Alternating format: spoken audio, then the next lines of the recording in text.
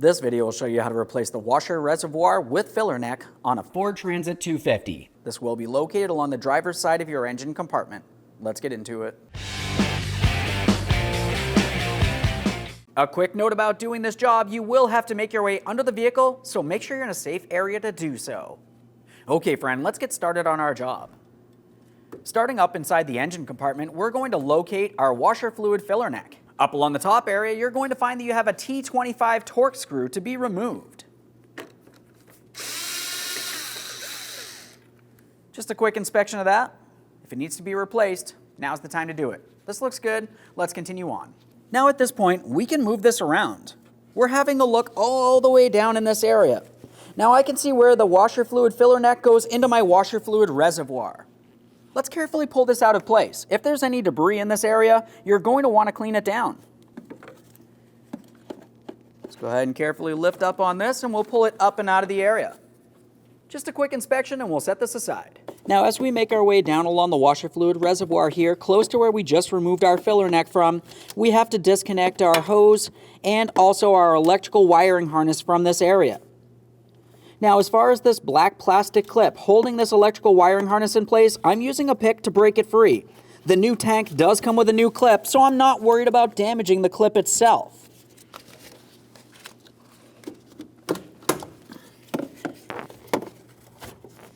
Now, as you can tell, the entire clip pulled out of the washer fluid tank. That's okay. Let's continue on. Now, at this point, let's make our way safely under the vehicle. Now at this point, let's make our way onto the front passenger side corner of the vehicle. Typically, you can make your way in through the wheel well to gain access to your washer fluid reservoir. Now in this instance, we need to make sure we drain our washer fluid. We're going to make sure we collect it and of course recycle it. You're going to find that you have a small rubber hose that needs to be removed from your washer fluid pump. If it does not easily pull off, you could use a small pick to help break it free.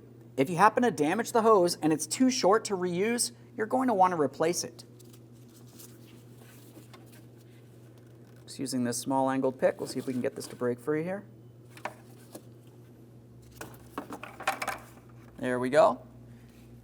Now you can let this fully drain. I'm just going to use a small rubber plug. Slide it right on over the end there. Either way, I still will be recycling all fluid properly. Continuing on, we're going to remove our electrical connector for our washer fluid pump, located just above this area.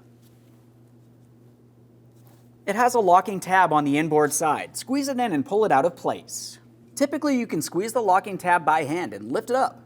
If you can't, you can use some pliers. Let's just be careful not to cause any damage to the connector.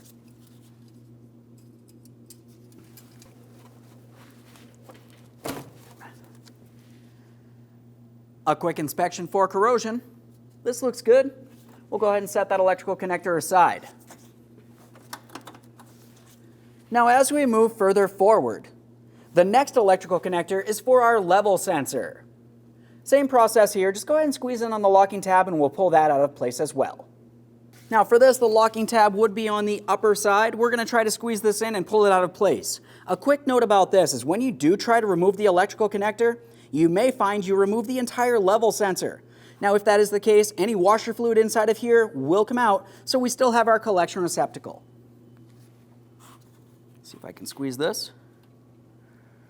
No, there's our fluid.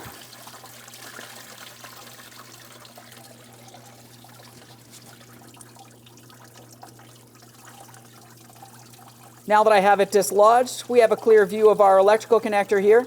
As you can tell, this is packed with miscellaneous debris, which is why I could not disconnect this by hand.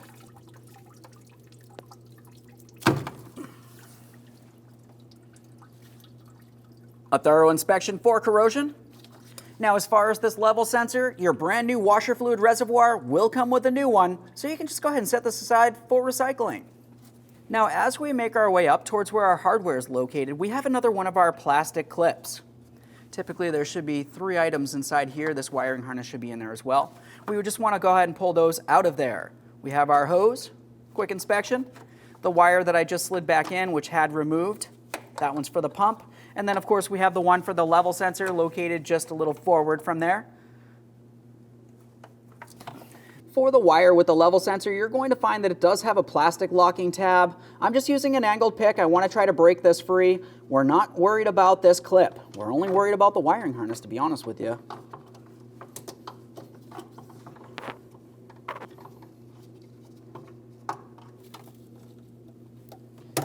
There we go. Just pop that free. Everything's looking good here. Now at this point, like I mentioned, we can see one piece of our hardware right here. We have a second 10mm mounting bolt further forward. It's pretty much in the same area, just a little bit further forward there. Now, since the forward hardware is a little bit harder to gain access to, that's where I'm starting.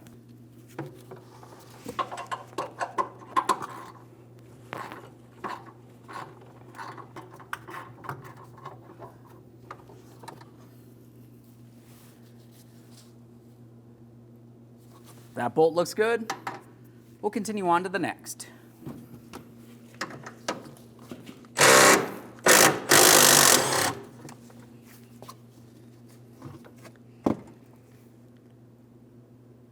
Let's lift up on this washer fluid reservoir. We're going to pull it outward towards the outside passenger side there.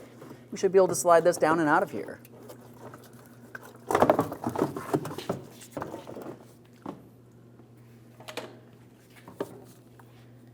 There it is, friend.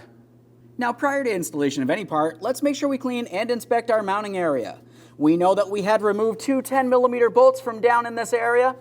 Just a quick wipe, we want to make sure nothing's rotted or weak. Of course, we have also inspected both of our electrical connectors and our hose. Everything's in good usable order. Let's prepare for installation. It's time to install the brand new washer fluid reservoir. During our removal process, you remember up along the top, when I was trying to remove my hoses from my plastic clip, the plastic clip was removed from the washer fluid reservoir. At this point, you can either remove the clip from the reservoir or just go ahead and remove the hoses from the clip up inside the engine compartment. I'm just going to pry this up and out of here using a trim tool. We'll make sure we dispose of it properly. At this point, we can start bringing this into position. Just one last thing to look at here. Where I had removed that plastic clip from, this is actually an anchor point, which would be located up inside of the engine compartment. We need to make sure we get this into the proper positioning. We're swinging this up and over the mounting point. It should be rested just like this.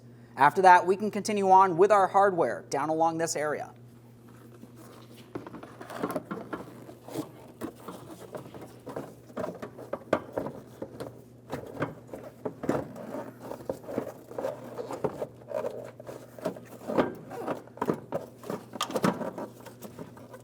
Now, when you do have it in the proper positioning along the top, you should find that it holds in place, so we'll continue on with our two mounting bolts. We want to make sure we start them both in, and then we'll snug them up.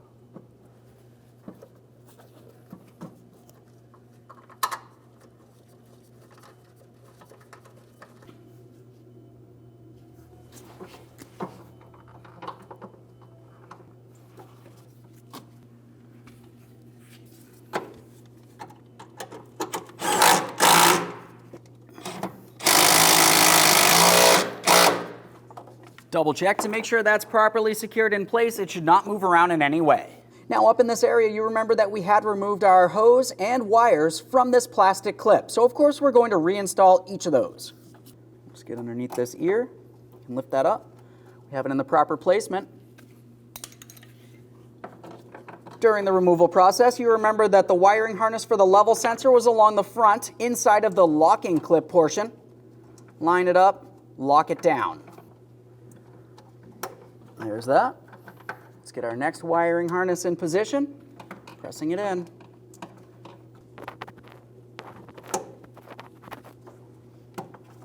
There we go. And our hose. Looking good. Now let's make our way down towards the bottom. We'll start with the level sensor electrical connector first.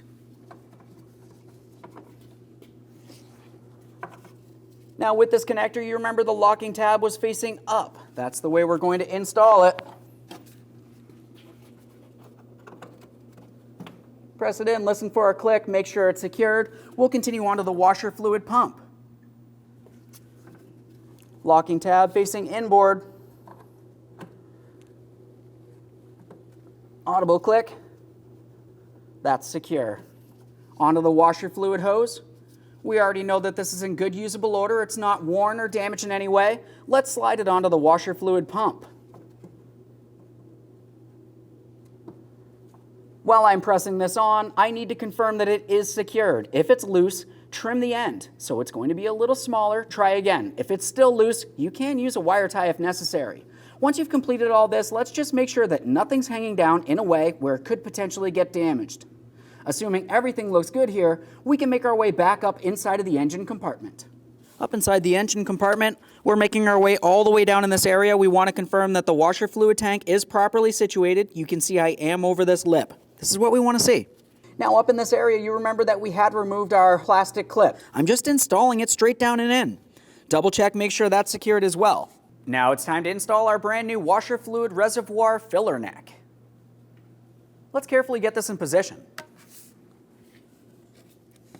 Now as I bring it down in this area, I'm attempting to align the very end of it with the corresponding port on the washer fluid reservoir. We can see that we do have that rubber grommet. Let's continue on pressing this in as far as possible. Once you feel as though you have it in there, we're going to be paying attention up along the top next. Up in this area, we have our plastic bracket along the top of the washer fluid reservoir. Let's just get this aligned. We're starting our mounting bolt and we'll snug it up.